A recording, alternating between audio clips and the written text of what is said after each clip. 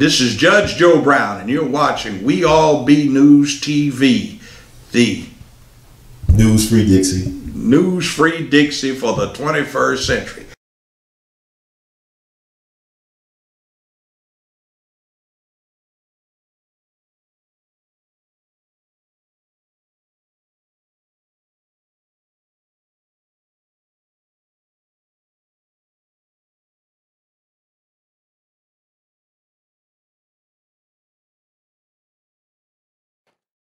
I first thank God for allowing us to be here.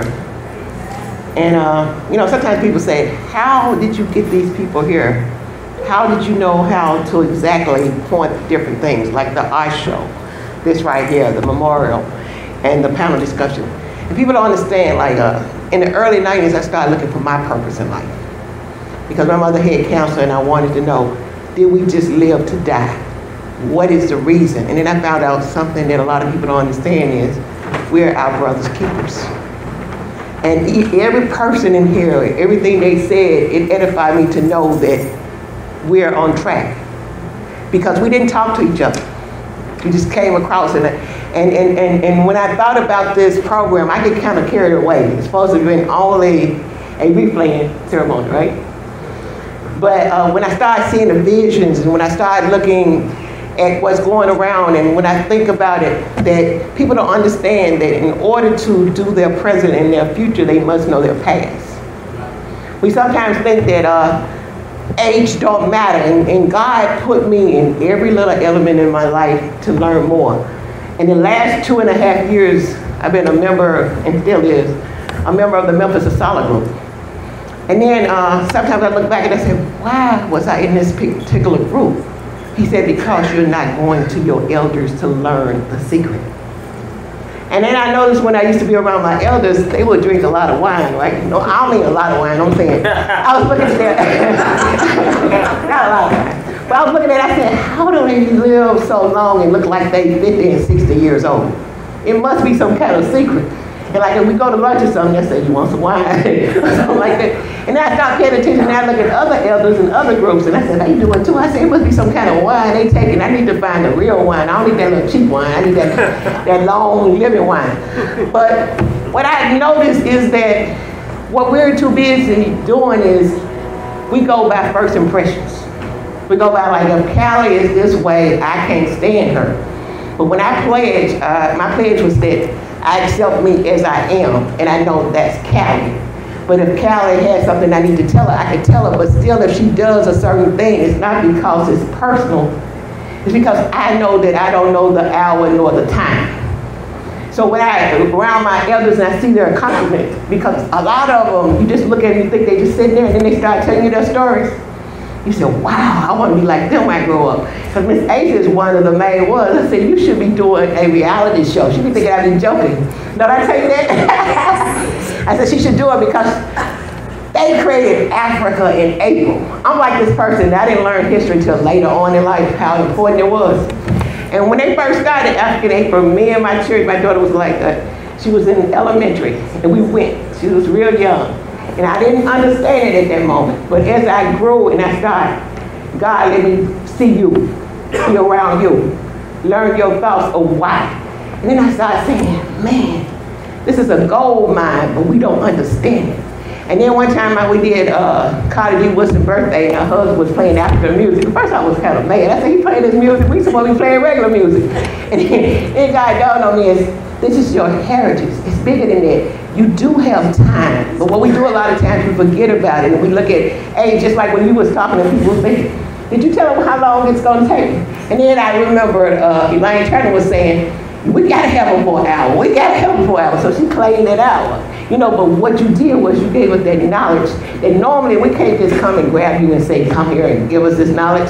But God allowed you to give us that knowledge, and it was up to us to listen to it. Because where are you going when you leave here? The average person is going to bed. When you go to bed, can you get all this extra knowledge that they're giving us?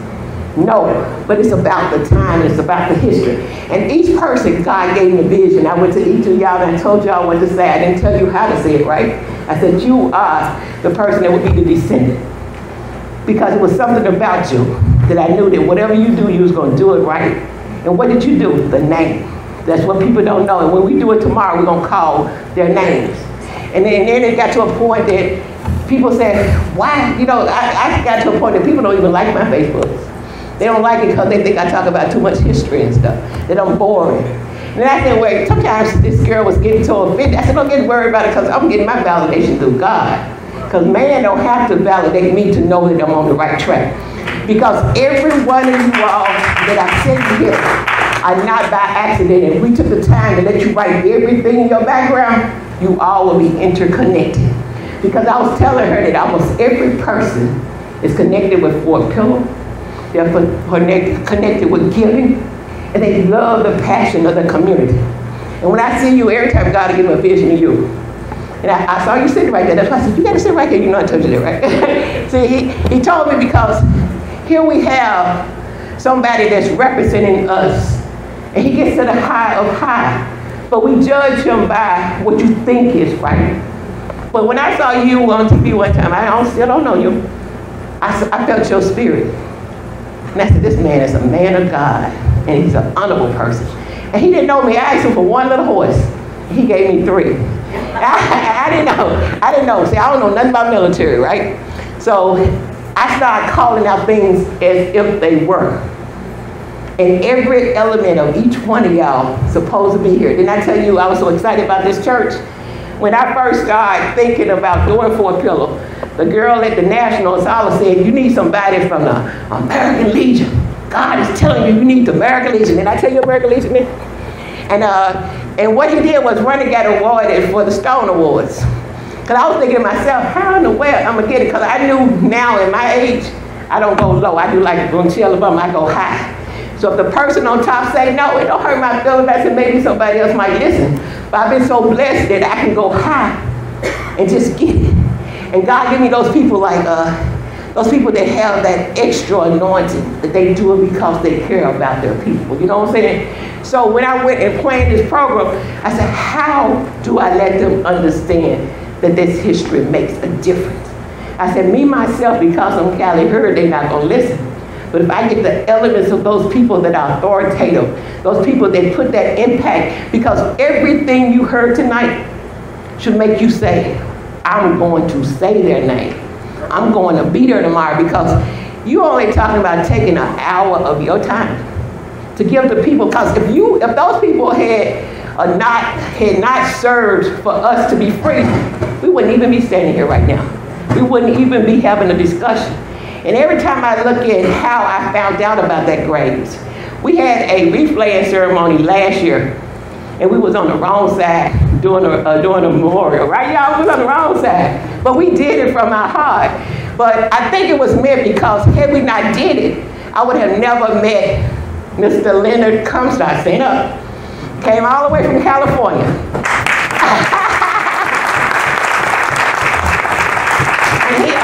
He told me, he said, it's heard, I felt like I was in one of those novels, you know, those mystery novels.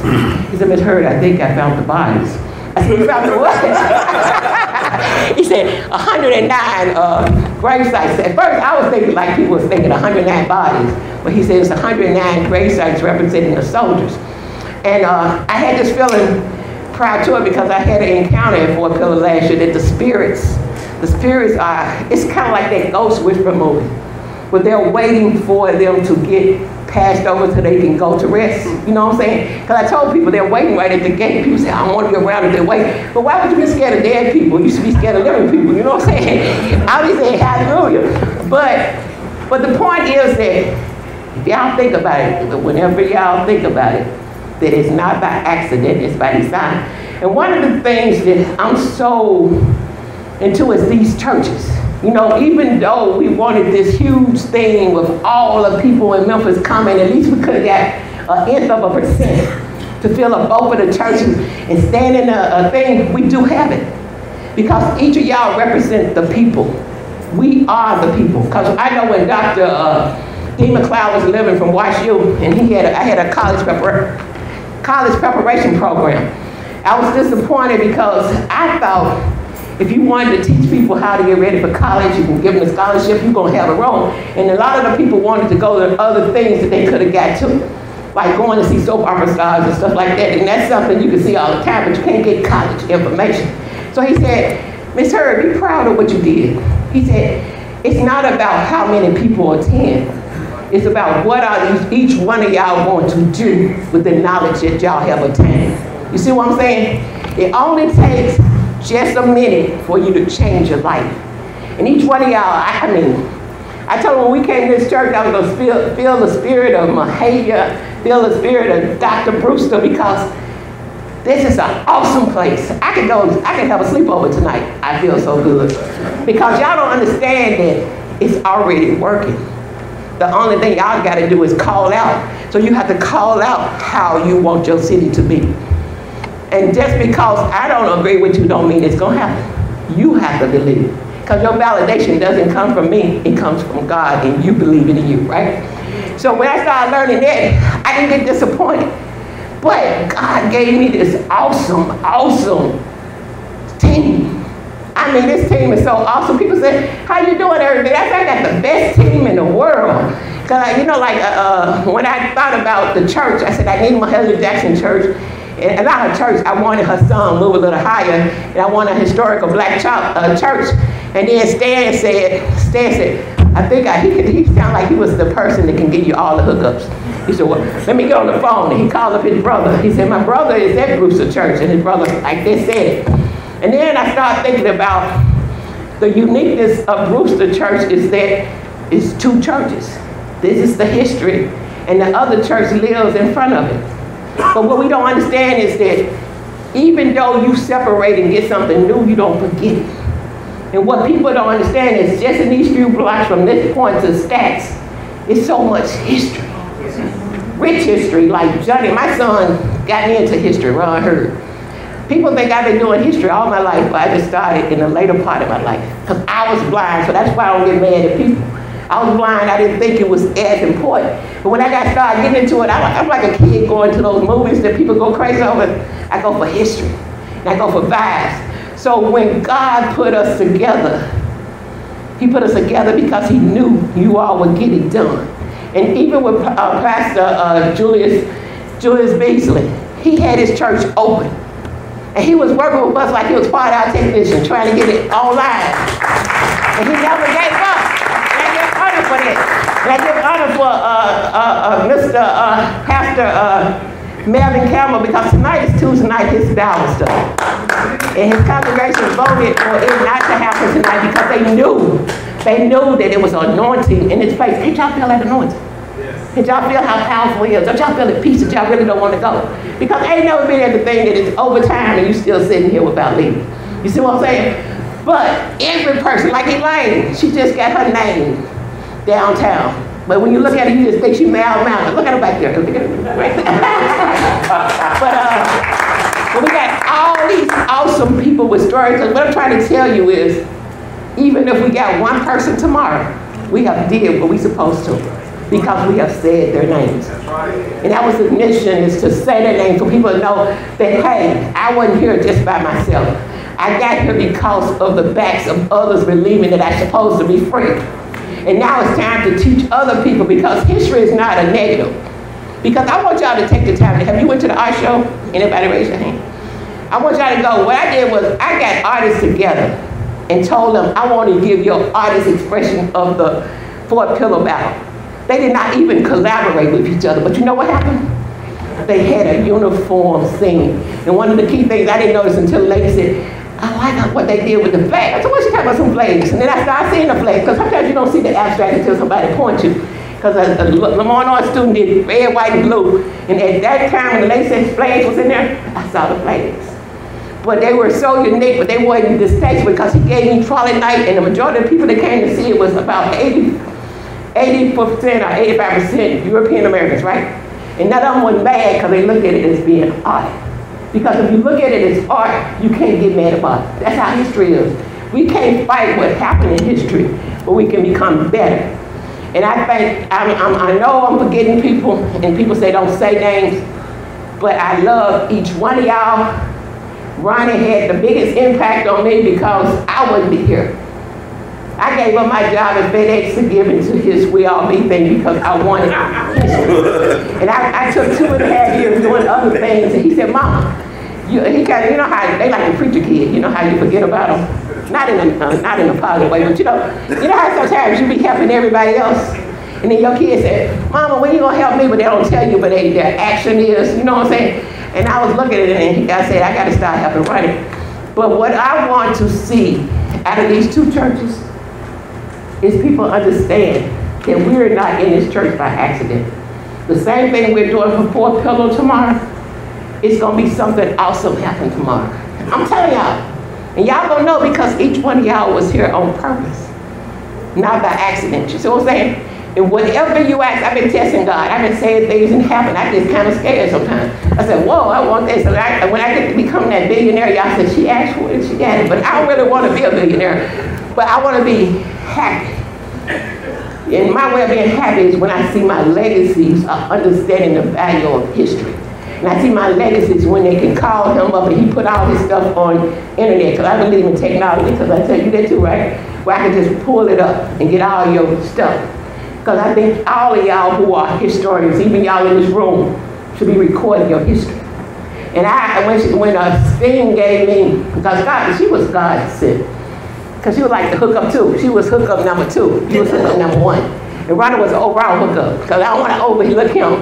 Because without him, I wouldn't be with y'all. But when she said, Callie, what you need? And she said, I know, I tried to get you through your regular way. I couldn't get you. She said, I'm going to call him. I got his personal number. So she got you. Right? She said, have you heard anything? I said, no, I ain't heard anything yet. She said, I'm going to call him. And she got you like that. So that's why I said I go up. I don't go low. But I know I'm talking for a long time, but I just want y'all to see why I do. And if I have offended anybody, because I told each person, even you, Ruby, I told you had to be here. Then you get edified like I said, right? Because y'all have did some awesome things in the universe. And God is rewarding you. And you must also continue to do what it is that you're set here for. It is the youth. Because that's our legacy.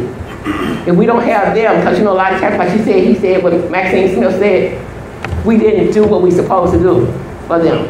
So we can't blame them for the way they are. You know, it's like the old school. It's what's called to point her finger in your face sometimes to hit you. And you go back and tell your mama now, they said, well, you deserve whatever she did. And when you got grown, they said, well, I'm not going to disrespect a grown person. I just let you know how to respect them. You know how you be mad and say, how's she going to believe I did that? But then they tell you when you're grown, they didn't believe it. They just wanted you to follow the instructions of following an adult, right? So even, I noticed when I had the opportunity to substitute, that I noticed on the average, those kids are 12, 24, 36, 48, 4 levels of a family that they haven't even got the chance to be grown-ups. And you blame them because they can't take care of their kids. They are kids having babies and nobody's telling them how. But if we did the village, because God put me around some African people, and I learned what the village meant. I was with this African student for a long time, and he graduated, got his doctorate degree. And he had me go to their party. And his thing said, Kevin has his degree. And he said, but it's not his degree, it's our degree. You're a friend of a doctor. You're the mother of a doctor. So everybody is part of being a doctor. You see what I'm saying? So when Kevin needed money, he went to the village. We didn't look at Kevin and say, Kevin, you should not spend your money, or you should have money. Because we believe that whatever Kevin did, because we taught him how to give back, that he will always give back. And what I'm trying to say is, all of y'all are givers. Don't feel dissatisfied and worried. Because my mom said one thing that's profound. She said, if you do what you have to do, don't worry about the other people, because then it will fall in place. So what I need to say to you all, bravo Zulu, y'all have did an excellent job, and whatever it is that you're thinking of, I desire is about to come. And I want my 1%. Thank you.